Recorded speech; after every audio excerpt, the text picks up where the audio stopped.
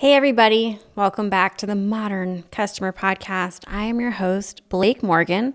Today, my guest is Amy Shore, the Executive Vice President and Chief Customer Officer at Nationwide. Nationwide was founded in 1926. They have almost 27,000 employees, almost $30 billion in revenue. We are talking about her role as Chief Customer Officer and all that she's accountable for, including developing and executing Nationwide's customer strategy to maximize customer acquisition and drive retention to ensure that Nationwide delivers on its mission. Today, we're talking about how they are building a customer-centric culture at Nationwide by helping associates understand what extraordinary care looks like through activating experience principles of effortless, personal, and reassuring. Please enjoy Amy Shore.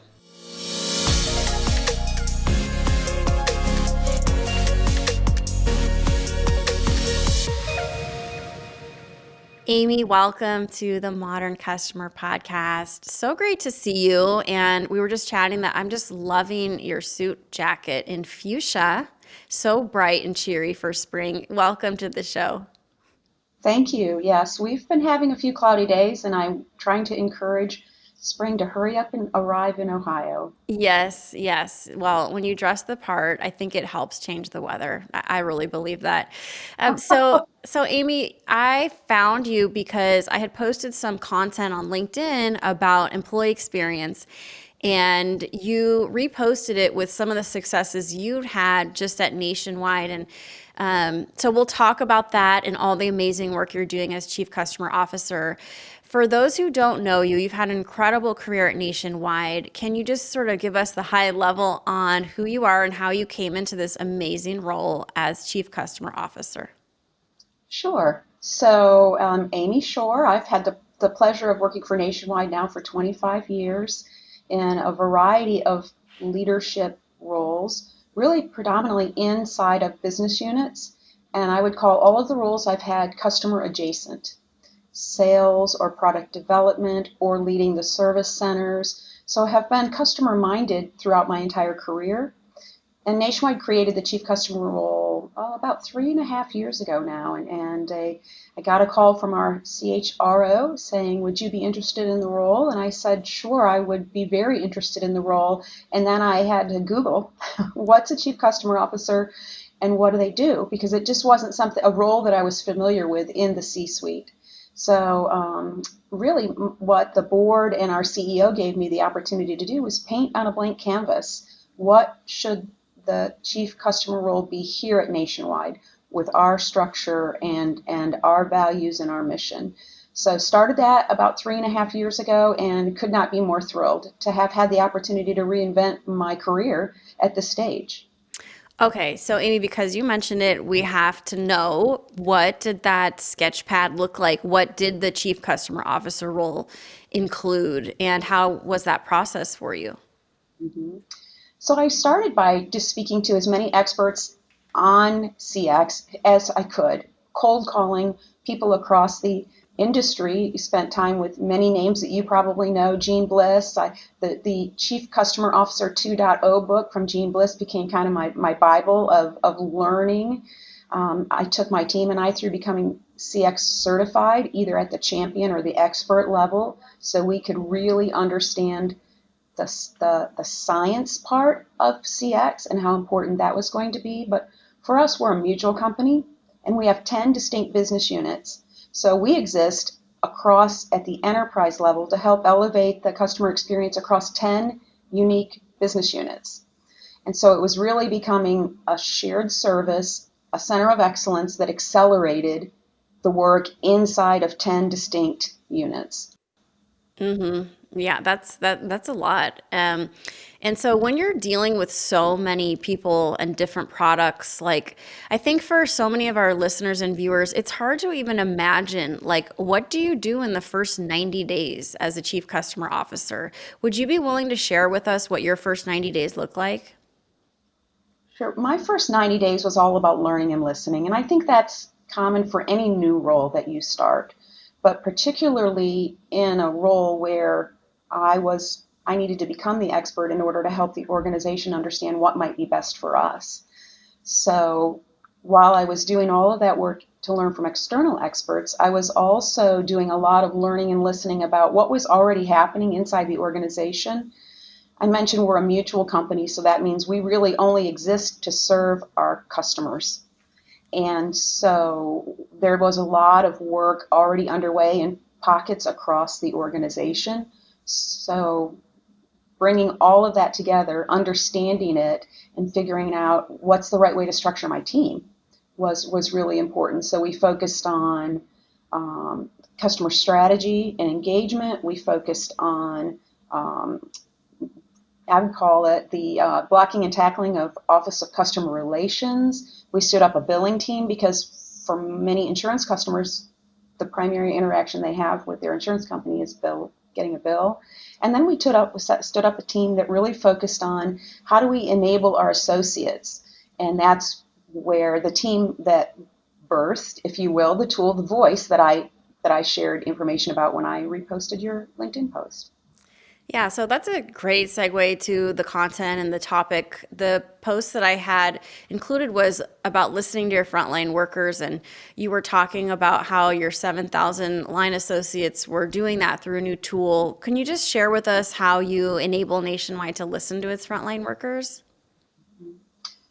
So we knew that that was going to be a source of great ideas, and a lot of the ideas were probably going to be things that weren't going to require a huge amount of investment. So while we were focusing on let's stand up the CX discipline and the CX organization inside of almost a 100-year-old company, you don't get the luxury of saying we're going to build a bunch of great stuff and 3 years from now you're going to love it. We have to also deliver wins and improve experiences now. And the ideas from the associates has been a terrific source of that. So a leader on my team worked with our technology team to evaluate what tools are our associates already using that we could embed a capability into. Oh, and by the way, a pandemic happened in the meantime, and we Oh, sent yes. everyone to work from home. So we embedded our tool called The Voice as a button in Teams, which is the primary meeting and communication tool that we use. So you don't have to learn a new tool. We can put it as a button in Teams and make it drop down easy. It was a low investment, and then started rolling that out to frontline associates. The heavier lift, though, honestly, is the back end process that has to happen. It's one thing to have a tool where 7,000 associates can dump 4,000 ideas, but if people aren't actually acting on that in the background and evaluating those ideas and providing the associates with feedback, all you've done is just created another source of frustration for your associates. So the heavy lifting was the back end processes of how do we integrate this into the lean management practices that already exist, and how do we integrate this into the leaders of those teams' ability to prioritize what they want to focus on. So, Amy, going through 7,000 employee, pieces of employee feedback, how do the leaders even begin to chip away at that? Is it through machine learning? Is it just good old reading and listening? So, would you Mhm. be able to share that with us? Well, the tool has some capabilities of categorizing the ideas, but then it's really managed locally. So if I submit an idea about a chronic annoyance that I'm hearing from customers, and I work in our pet insurance organization, for example, there's a team in that pet organization that's going to evaluate the ideas that have come out and said, oh, we're already working on this. That's a great idea, super easy to fix. Or let's put this one on a list, and put it in the parking lot for now. So it's a bit manual right now because we are really in the early stages. Yeah. I mean, manual is not bad. I think people think that it Yeah. has to be technology, but it almost seems like the more you throw technology between the leaders and the customers, the less the leaders actually know what's happening with the customers. hmm The interesting thing for us as well is we have two customers. About 90% of the business that we write is intermediated. So it comes to us through either a wealth advisor, a plan sponsor, or an insurance agent. We earn the right to get business from those intermediaries. So we get ideas about how to improve the intermediary experience and how to improve the end customer experience. Absolutely. So, because of your role, Amy, as Chief Customer Officer, and because this role is just so different at every company, can you talk about some of the main tenets of your role at Nationwide? How do you measure customer success? What are your metrics look like? That's one of the big questions that so many people struggle with. Would you Mhm. be comfortable sharing that? Sure. So I'll start at the top of the house and then we can talk about how things ladder up to that. But we actually have a sponsor and customer committee on our board. And so we have a customer scorecard that is reviewed with the board on a quarterly basis, and it's 2 pages. The first page I call the What Do Customers Say page, and this is where we see all of the survey, internal and external survey responses. We use an internal survey called the Customer Enthusiasm Metric. Externally, we have market metrics and JD Power and Dalbar and a number of other organizations who evaluate our businesses. But the second page of our scorecard is what do customers do page. And that's where the customer outcome business metrics come into consideration. So things like, simply put, are we getting more customers? Are they buying more and are they staying longer? How Yeah. are customers voting with their dollars and their feet is what shows up on our um, second page of our customer scorecard. And our incentives for all associates at the company have incorporated into it those customer outcomes. It kind of sounds like customer lifetime value, but different. Yes, because lifetime value isn't a regularly reported metric for all of the lines of business that we have. So we don't really measure the lifetime value of a cat who's a pet insurance holder. But we can measure things like retention and multi-line and new writings. Okay. So yeah, so do you have a different metric for each business or is it the same across all the businesses? It's fairly similar. So, for example, in auto insurance, which is something everyone understands, it is really about new customers, retention of customers, and multi-line. Are they buying a homeowners? Are they scheduling their jewelry? Are they buying an umbrella? But in our retirement solutions team, we look at assets under management and the number of participants. Do we have more participants saving for retirement? And are those savers saving more? So it is line of business specific. Okay. So are you managing all of the leaders, all of the CX leaders across all of the businesses? I am managing an enterprise team, and then we have created these communities of customer experience practice, and those communities do not report to me. It is all matrix, but I will tell you the strength of the CX community here is amazing because of the best practice sharing, the common tools that we're using, and that's really what we've brought to bear as an OCCO is a common customer feedback management platform, centralizing all of the survey processes and results, and creating forums for people to share learnings and best practices and ideas. So you have built out like a very sophisticated customer engine at Nationwide. Was that something that was always there, or did the CEO and the board recently say, we have to do this, we have to make customer experience more of a priority, and here's how we're going to operationalize it? It's the latter. Yeah, it was when we got a new CEO in the fall of 19. We clarified our mission. We had a typical corporate mission statement that was probably nearly a paragraph, and if you stopped anyone in the hallway, no one could really recite it. And so we simplified our corporate mission to say we exist to protect people, businesses, and futures with extraordinary care. So 9-word mission, and protect with extraordinary care. While your tagline is on your side, I mean, that really elevates who you are and what you're about. And that led to the creation of this role and then the support to build out the engine as you describe it. And so as chief customer officer, one of the things that I would imagine that you do is you spend quite a bit of time on the front lines or even engaging directly with customers. Is that something that you regularly do? And if you do that, how do you sketch it into your schedule? hmm So I actually don't spend a lot of time directly with customers because those relationships are owned by the 10 business units. Hmm.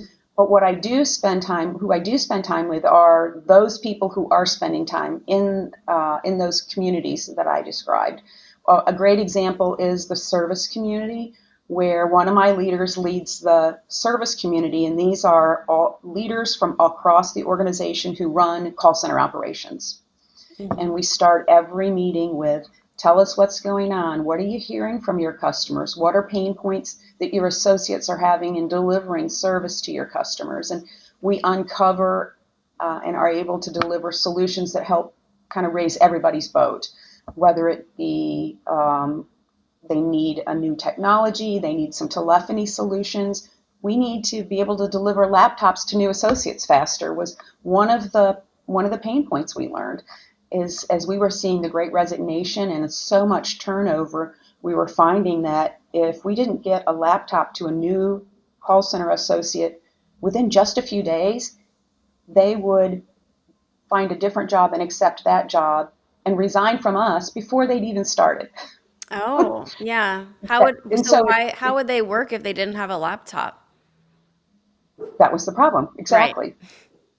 And so we tackled that globally, but we wouldn't have known about that if we weren't spending time regularly with people who are on the front lines. Mm-hmm. Mm-hmm.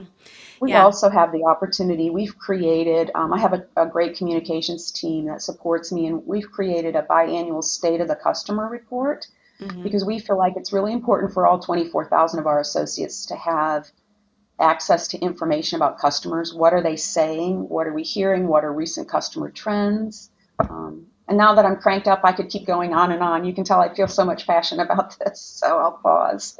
Yeah. No, I think that matters. Interesting. So you have a communication team, you have like an internal research group that is just packaging information for you in a way that like a Forrester or Gartner would internally. Yeah, yes. We're in the middle of refreshing a virtual customer experience room that we created in the beginning of COVID, where you are, as an employee, have an avatar and you can walk through a virtual room that, for different lines of business, allows you to hear the customer's voice, understand what their experience looks like, and it's actual recordings and videos of live customers. So it's a way for us to bring it to life uh, again for 24,000 associates. Yeah, I love that idea. So it's virtual. Is that like a meta thing? Yes. Now there's no really cool goggles to be worn for it yet. Maybe someday, but it is we're in the process of updating it because you must consistently refresh the information about customers because their expectations are constantly changing. So would you say that customer experience is a revenue generator or is it a cost center? I will tell you what my CEO tells me all the time: a great customer experience doesn't cost, it pays. And so we take that to heart, though, and when we invest money, we invest it very wisely with a business case that enables us to link it to better customer outcomes. I So there's love no that. free lunch. That's not a blank. It's not a blank check, but it is. He and the board start from a position. My CEO's name is Kurt Walker. They start from a position of saying it brings benefit, but I know they put a business leader. I led sales for about 15 years before I came into this role. They put a business leader in the role because they wanted someone who was used to having that discipline. Oh, interesting. Okay. So the CEO is directly involved in customer experience. Would you agree with that? Yes. Okay. And how often are you meeting with the CEO to talk customer experience? Well, we have regular monthly one-on-ones, but we probably have at least one interaction a week about customer experience and something that's going on. And, as I attend conferences, and I know you do, and you get a chance to interact with people from other companies, that lack of air cover from the board and the C-suite is really one of the big challenges some of our peers across different industries face, is that companies will say that a customer experience is important, but prioritizing it and resourcing it and funding it is a constant uphill battle for many others. And I think they feel really frustrated, and I just feel really blessed here. So let's talk about insurance. Let's step back and really look at it from with a different perspective. What do you think some of the bigger challenges are facing the insurance industry? I know the last few years have been tough. Are you optimistic for your for the whole industry as far as just looking forward to insurance? So, if I think across the 10 lines of business that we are in, there are certain areas where there is just a significant amount of growth opportunity. I've mentioned a couple of times pet insurance. We're the largest insurer of pets in America. We have about 35% market share. It's growing very quickly. Mm-hmm. And we saw that surge as a lot of people got pandemic pets, and we continue to see growth opportunity primarily through the employee benefits line. Mm-hmm. In our financial services organization, also a lot of opportunity. We see a resurging interest in life insurance for people now that we are all a little bit more conscious of our mortality Oh, because of the interesting. pandemic. Mm-hmm. We see a surge in retirement savings and the opportunity to help baby boomers live in retirement successfully through many of the products that we have in that space as well. On the property and casualty side, it was a tough 2022, probably one of the toughest years in the industry's history. Mm-hmm. And it'll continue to be tough sledding, but that doesn't mean there isn't opportunity to really help customers make sure they're well protected. And the fact that we really see what we sell as protection, we're moving more toward how do we help our customers think about managing their risk and preventing losses. Mm-hmm. So a great example is we're the largest insurer of farms in America, and we're doing work with technology that helps sense heat and hot spots in storage facilities on farms. Because one of the worst things that can happen is for you to have a piece of equipment overheat in the barn where you store all your equipment, Mm-hmm. and you lose it all at once. Yeah. So how can we be a better advisor about let's stop loss from happening? So would you call that innovation? That's your innovation group doing that? It is our innovation group and our product group working arm in arm with also with feedback from our intermediaries and our customers. Mm-hmm. As insurance costs go up, people will have higher deductibles. They will be taking on more of the risk themselves. So things like a monitor that can tell you whether or not your ice maker line is leaking Mm-hmm. is something that customers are willing to invest in, because if you have a $5,000 or $10,000 deductible now versus $1,000 you might have had years ago, you have a vested interest in preventing an ice maker leak from turning into a $30,000 loss, which I can testify happened at my house a few years ago. Oh So. no. So Amy, it sounds like you're saying that the insurance industry, for the survival of the industry, has to innovate, has to listen to what the customer is going through because we're all going through more than we had Mhm. prior.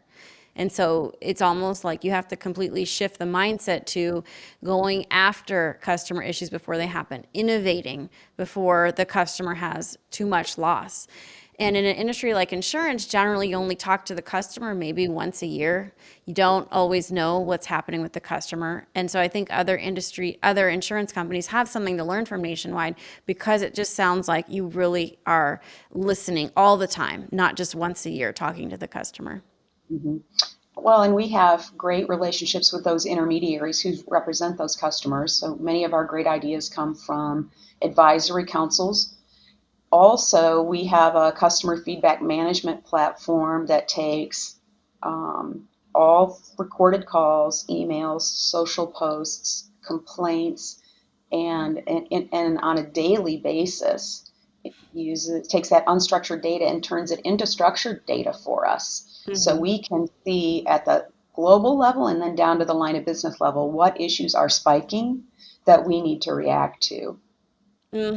Yes, and that makes perfect sense. And I think it'd be so neat to see it. There's so many cool technologies today that just really allow you to get insights in a really interesting way. Is that something you would say you're really good at, like looking at data and understanding how to pull the meat out of the data? I would say we're getting better. Yeah. We're getting better. It changes constantly. The artificial intelligence and machine learning to take unstructured data from 4.5 million phone calls and tell us how we're doing and what are the issues. Of course, I think it's game changing, hmm but you have to take all of those ahas and turn them into some action and understand which ones are going to matter most. Yeah, I think that's a huge, in business or in life, understanding what are the biggest issues to go after first. And I mean, it's just so important to be sharp like that. Mhm. Our last question before we get into rapid fire and have fun, what advice do you have for other customer experience leaders? What is the one thing that you think is the most important thing about being a customer focused leader?